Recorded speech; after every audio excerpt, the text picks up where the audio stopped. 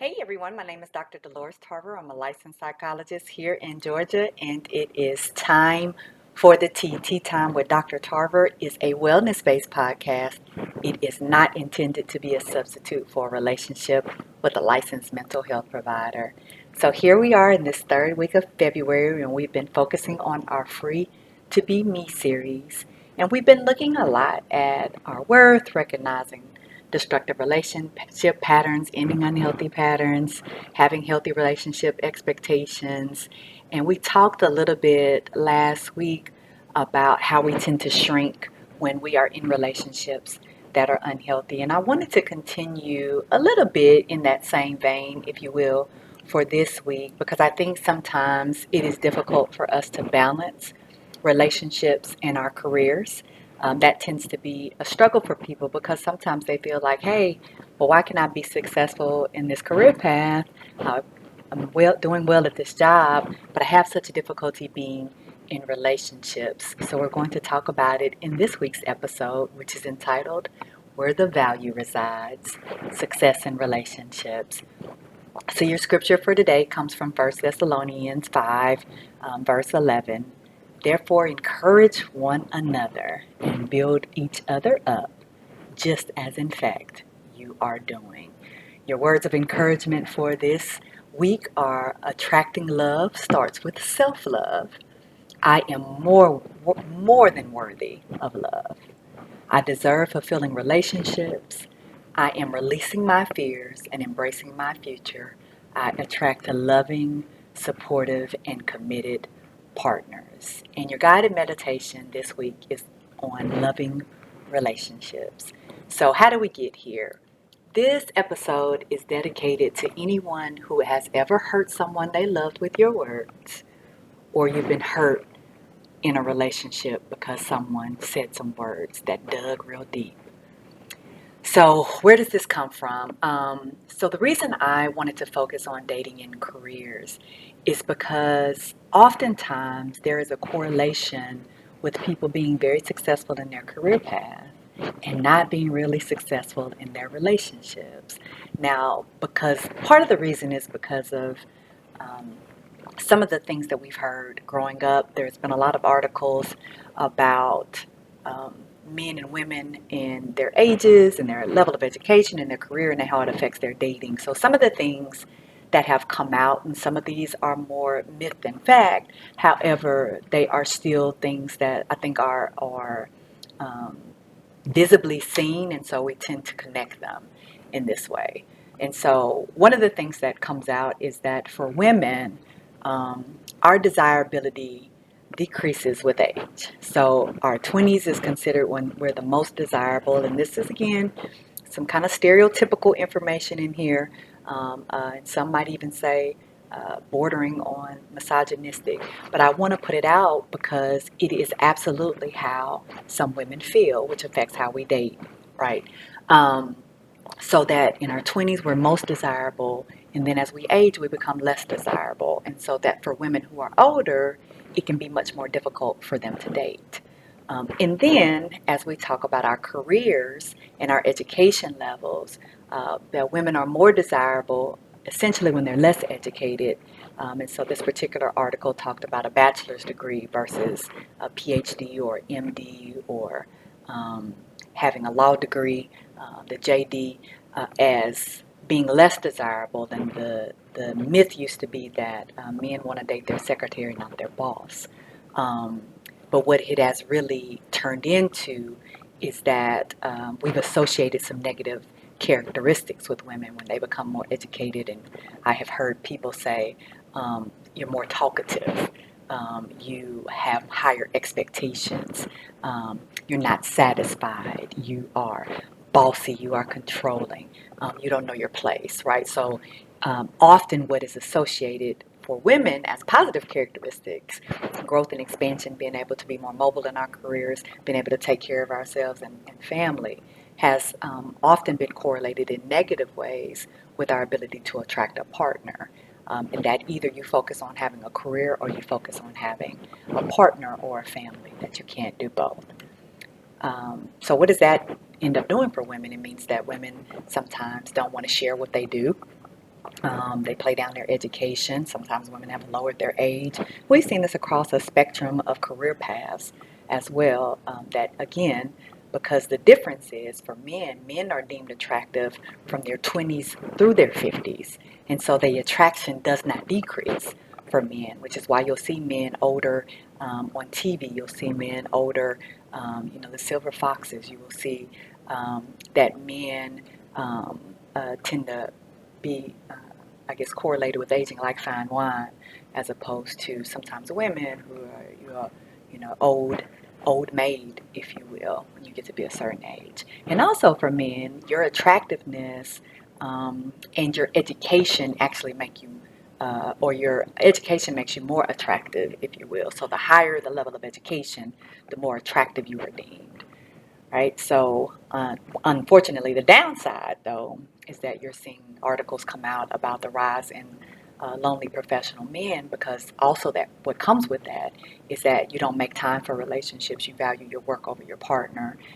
There's a lot of perception that men will be having affairs at work or through work opportunities where they're traveling. That the greater the assets, the more that there is this infidelity that comes along with that.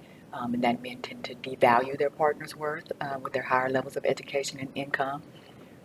And they tend to want people who are more submissive or who are attractive but aren't going to be having too many opinions. Like know your place, if you will. And so these are some of the, we always say there's truth to every myth, but unfortunately, these have become some of the dynamics that have affected people and relationships. And you probably can go to a large variety of podcasts or influencers' websites that will tell you that these things are truth. And so we have people who are reinforcing these stereotypes and reinforcing these behaviors, and that is further affecting people being able to successfully date, get your words together, girl, successfully date as well as have a career path. So let's unpack this, right? So we talked last week about what a healthy relationship looks like. There's a lot of characteristics, open, direct, assertive communication, healthy emotional expression, trust, honesty, support, being excited, all of these things, investing in.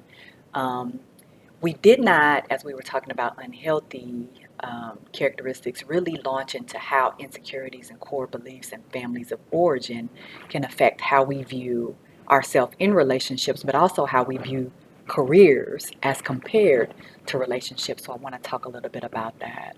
Um, Oftentimes, we tend to be more likely to engage in things that we're good at, right? And so we practice things that we already essentially have a skill set for. So when we're practicing, we're actually reinforcing something that we feel pretty competent in. So we've had a lot of time, some of us, to hone our job skills because we developed a work ethic growing up. That was something that was reinforced in our families. Some of you may have been working since you were a little bitty, helping out around the house. You might have had chores. You might have even gotten your first, under the table job, getting paid in cash to help mow lawns or assist with groceries or sweep up at stores or barbershops or hair salons. And so these are the things that we're reinforced for, we're affirmed for, we're valued for. And honestly, for a good bit of us, particularly who are satisfied in our careers, who are paid for it. And so it can very much feel like your job is more affirming than your relationships have been. Your jobs, your careers, they offer opportunities for you to grow and expand in ways that perhaps you don't feel has been the same experience in your relationships. Oftentimes, we feel like our careers are more secure and rewarding than our relationships. And careers often, if we take some of the factors that we know have been associated with negative career experiences, and we remove some of those things, and really, if it is absolutely true that you work hard and you reap the reward, then yeah, I mean, it absolutely is a high correlation with if I'm in a healthy career environment, that I work hard and I'm going to move up, that opportunities are going to be present for me. I'll be able um, to expand. People will value me. People will call on me. People will come to me. And all of us like to feel like we're important and that we're valued and we've been chosen, right? And so career offers opportunities for that in some ways that relationships have not, for a lot of people.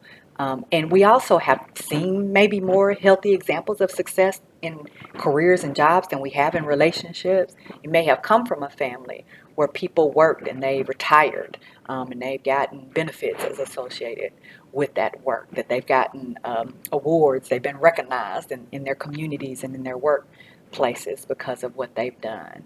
And because of that, it is, I think, sometimes easier for us to equate what it takes to have success in a career than in relationships.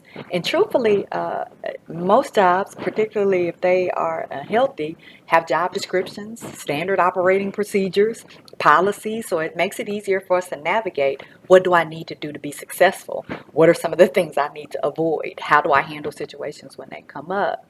And that's not necessarily set up in the same way in relationships. A lot of times with relationships, we feel like we do a lot more trial and error than having a good foundation that's set up. And also, there's professional networks and support resources that are available. So, if you want to grow in your career, it's often very easy to be able to set and achieve goals and find people who will support you in that. Whereas it might be a little bit more difficult for you to find that in relationships because oftentimes there's a lot of people talking about relationships, but they're not necessarily coming from healthy backgrounds. That information can be very confusing. Whereas for careers, it's often pretty clear about what that path would look like. I think we feel also that we can grow if we don't feel secure in the area at work. Like we can take some training, we can get some continuing education, we can have some opportunities to shadow and get more experience, and that allows us to grow in our self-competence. Whereas in relationships, if we're insecure, we don't think we're necessarily attractive, or our attraction feels relative to whoever might be in the picture as well. And so often people will say in cities where there's a lot of single people, they feel like there isn't anything special about them because there's all these other single people who have expertise and take care of themselves and have good conversation. And so they just feel like they're essentially not anything that's novel. And so they're less likely to be picked because there's all these other people who are vying for some of the same types of connections. And of course, we know that these views are perpetuated in the media, whether that's social media or in news. These articles that I'm referencing make it, I think, very difficult for us to feel like we might be a good catch, if you will, particularly if you listen to a lot of the influencers, these rating yourselves based on your level of attractiveness, whether you have or don't have kids, what your body looks like. All of these things can make it very difficult for us to feel like we can show up and be who we are in relationships and have a positive outcome. Whereas if we show up in our careers, some of these things don't have as much weight. My attractiveness may not weigh as heavily in my career. My body type may not weigh as heavily in my career. And even though there may be competition in terms of other qualified people, there may be other ways that I can stand out. Experience that I can get, trainings that I can get that can push me upward in terms of me being a better fit for a company. Whereas in relationships, it may not feel necessarily that it's predictable. And we may not know how to navigate relationships in that way because we haven't necessarily been given the skills to do so. I think also in careers, we sometimes are much more able to receive constructive feedback without feeling attacked or judged, particularly, again, a healthy work environment, healthy supervisor who wants you to grow. You're working on some goals and you have somebody that's like, hey, let's figure out how we're going to get you to this next level. Whereas in relationships, if people come to us and they're sharing things about us that may be hurtful to them, maybe we've said something that was a little bit sharp, or we said something that was very hurtful to them or did something that was very hurtful to them, being able to receive that feedback can sometimes feel like we're being judged and attacked. And so we will respond in much more negative ways in those instances. Like we might want to attack this person back. We talked about that difficulty being able to apologize to people, being able to own what you did and take accountability.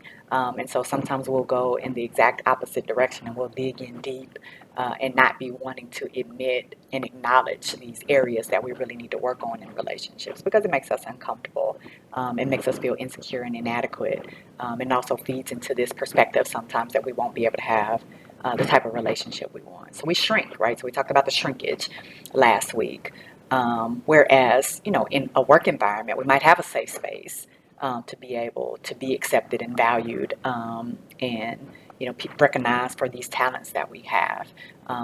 Whereas in relationships, it may make us feel like we're out of our league or we're damaged, right, in a way that won't allow us to be in relationships. And particularly if we already have underneath some of these perspectives, um, some of the things that picked up from those articles, some of these things we've internalized about ourselves and our worth. And so we already have some insecurities. And so anytime we have an experience, we go out and perhaps we smile at somebody and they don't engage us, or they engage us and they don't get our number, or they get our number and they don't call, or they call and then they stop calling, or they are interested in something we're not interested in, or vice versa, or we're being approached by people maybe that we're not interested in, and we don't necessarily feel like it's a good fit, but we feel like, oh, okay, well, I got to kind of accept this because I don't have any other options out there. And so we don't necessarily do that in the same way in our careers when we're comfortable in our skin and we know we're good at what we do. We tend to be able to present our worth much better and advocate for what we need, and also be able to talk to people when we don't feel like we're being valued in ways that may be difficult for us to do in relationships because we don't want to lose the potential for a relationship even if it isn't healthy. Speaking on why sometimes it's hard for us to leave relationships as we did last week. So, how can I have success in my relationships in similar ways that I have in my career, to be able to navigate relationships with confidence, to be able to advocate for myself, and to be able not to accept less than what I feel like I deserve? So first, we're going to have to get at those core beliefs, right? So whatever you believe affects how you behave. And because of that, it is important for us to make sure that we're affirming ourselves, not only individually, like who I am as a person, but also in my ability to relate and connect to others. Because sometimes, like, I may feel like I'm amazing, but I might feel like I'm amazing when it's just me, but that I fall to pieces when I have to interact with other people and I don't have those good skills in relationships, which is why I haven't been successful at them. So it's important for you to go back to some of the affirmations we talked about using this for this week, that you are capable of having a loving relationship, that you are worthy of love, and that you can find somebody who is going to be a good, healthy fit for you in a relationship. And it's important that you recognize your self-worth, because if you don't recognize your own worth, then you are less likely to date people with whom you are actually equally yoked, which means that you're less likely to have a healthy outcome in a relationship. And so people will talk to me a lot about, what does equally yoked really mean?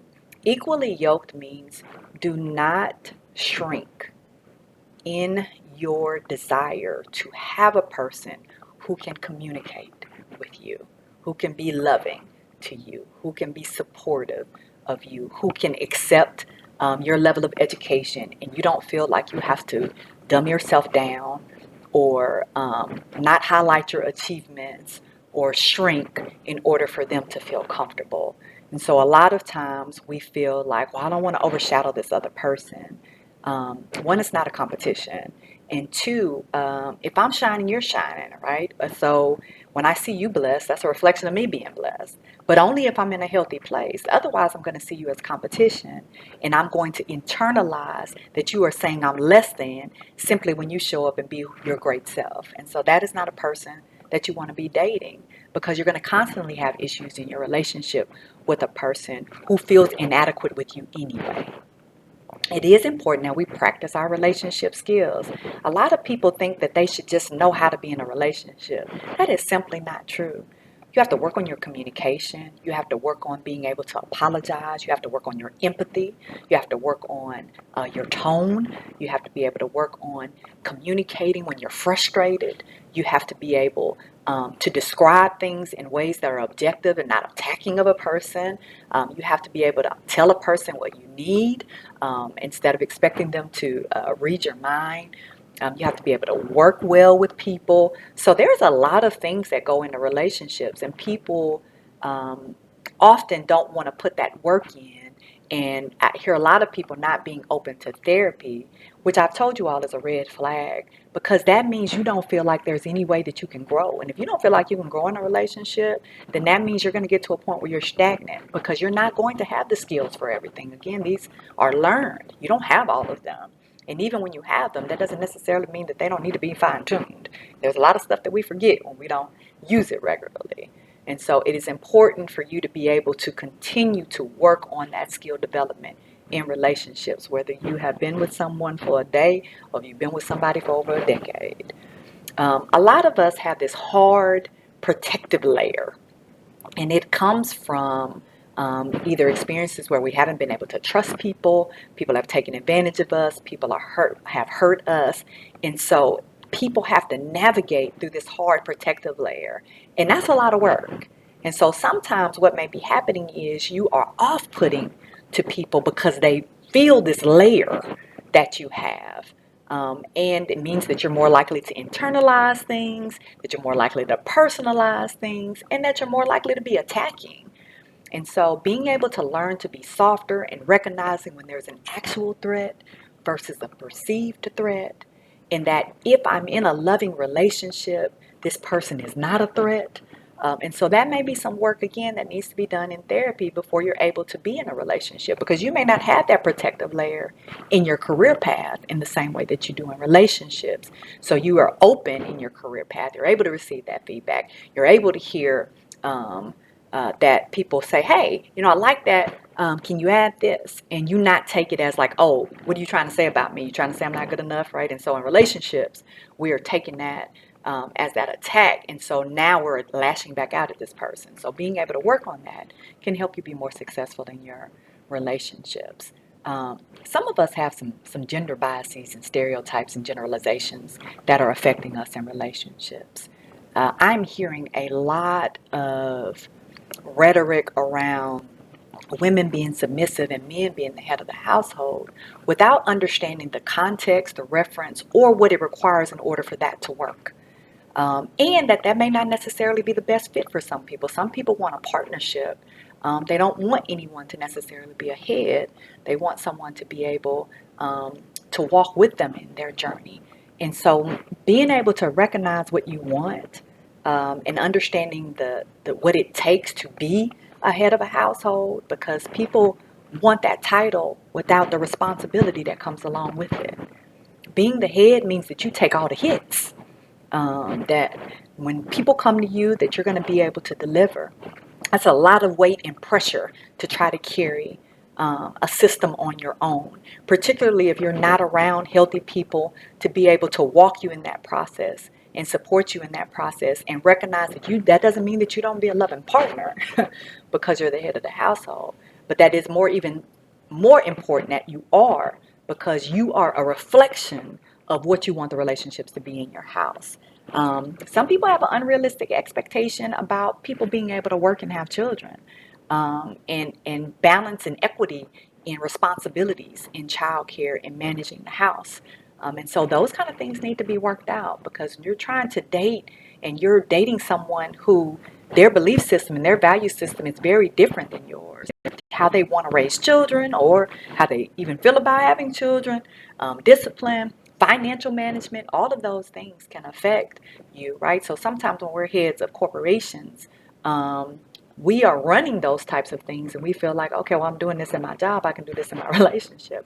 But those are very different skill sets. Some of them overlap in terms of the knowledge, but how you have conversations and how you work together and how you make sure that you empower and encourage your partner can look a lot different. And you want to make sure that you are balancing your career and relationships. No one wants to feel as if they're not a priority. that they're last on your list, or that they're another thing that you got to check off every day, like that you won't make that time for your relationship. Well, I got to focus on the career. How do you think we're going to support each other? How you, right? And so you have to be able to have balance. And sometimes we're not in a place where we know how to balance. And so it may be important that we figure that out before we try to get in a relationship. Because you have to make room for partnership. It's not just something someone's going to sit around and wait for you to make time for them. They're going to find other people that do. It is important that you create spaces for your partner to feel affirmed and valued and needed. Sometimes when we are successful in our careers, we are so used to being able to take care of everything on our own. We don't make space for people to be supportive and loving in our lives, and make space for people to help us. And sometimes that has been because there haven't been people to help you, and so you're not used to receiving help. But when you're in a loving relationship, that is your helpmate.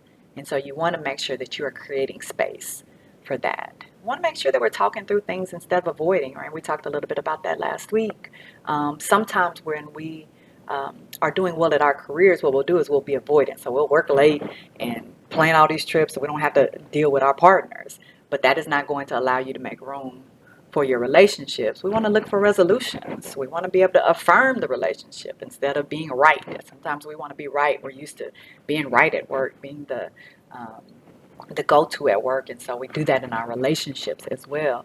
And no one wants to feel like they're being chastised or they're like a child in a relationship. They want to be able to feel heard and valued, and as if there is collaboration and cooperation. So it's important to make space for that. And you want to reduce competing interests because a lot of times we're taking on things unnecessarily. Oftentimes we're doing well in our careers. We also may be very involved in our communities, and we could be very involved in church, and we can be very involved with a sports league. And so you have all of these competing interests, and you haven't made space for your relationship. And sometimes when we're single, we'll put things in place so we have things to do, occupy our time and focus on our wellness in that way. And then when we get in these relationships, we don't make adjustments. So again, it's important to make that room. And you want to, when you're in a relationship, that's not the time for you to fall off of your healthy characteristics. It's important that you keep them up, that you take care of your wellness, that you're focusing on your learning, your health, your wellness. Um, and so you can be reciprocal in a relationship with someone. And you want to make sure that you're exploring all the different sides of you. Don't check the parts of you that make a person uncomfortable or you think may make them uncomfortable, or you're only focusing in one area, such as your career. Expand and open up in other areas, because those are the things that allow us to be excited about spending time with our partners. Instead of like, oh, I got work to do, or I don't like this aspect. Oh, they want me to be caring and sensitive, right? We want to make sure that we're focusing energy on our relationships that's engaging and loving and supportive. And then we're only making space for people who can be reciprocal, and that we're not just putting fillers in there or people that folks think you should be dating based on what they look like or their education or their career. You want to be investing in relationships that actually are a good fit for you, because you're going to be the person in the relationship. And you want to make sure that you are around people that have the characteristics you want to have as a partner, and that you want to um, be able to find someone who matches that with you as well, right? Because we do what we see. And so if you're around people that keep up foolishness and conflict, that's what you're going to be in your relationships. And that's also who you're going to attract to be in relationships with. So, as a reminder, you can have success in relationships in the same way you have had success in your career, but you have to invest in relationships too. So, be well.